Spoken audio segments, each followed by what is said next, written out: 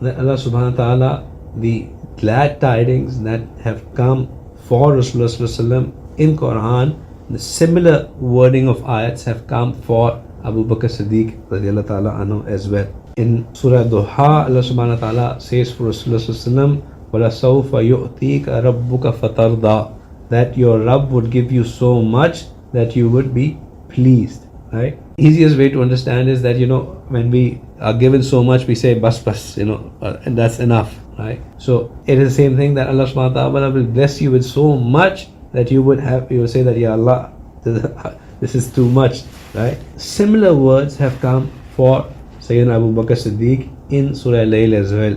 وَلَا سَوْفَ يَرْضَى, right? So that Allah subhanahu wa ta'ala will soon please you. Sayyidina Abu Bakr Siddiq, it comes that on the day of judgment, Allah subhanahu wa ta'ala would be in extreme anger. Allah subhanahu wa ta'ala would be very, very angry. And people would go to their prophets, and each prophet would refuse to ask Allah subhanahu wa ta'ala of anything, and they would all present their excuses. So people would come to Rasulullah sallallahu alaihi wasallam, and Rasulullah sallallahu alaihi wasallam, and then he would start praising Allah subhanahu wa ta'ala like Allah has never been praised before.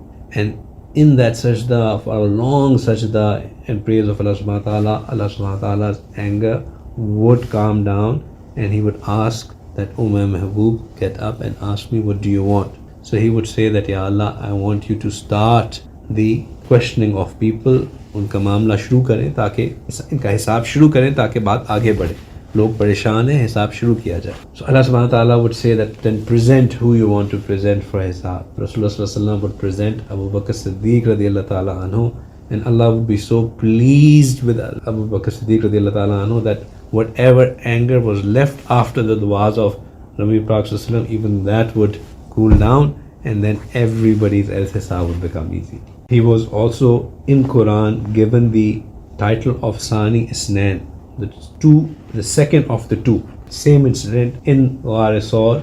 Allah subhanahu wa ta'ala said, "Is akhrajahul lazina kafaru Sani Isnain is huma fil ghar." When the kuffar took them out of Makkah at that time, the second of the two was in the cave with them. Right? So the second of the two was Sayyidina Abu Bakr Siddiq with Rasulullah sallallahu alaihi wasallam.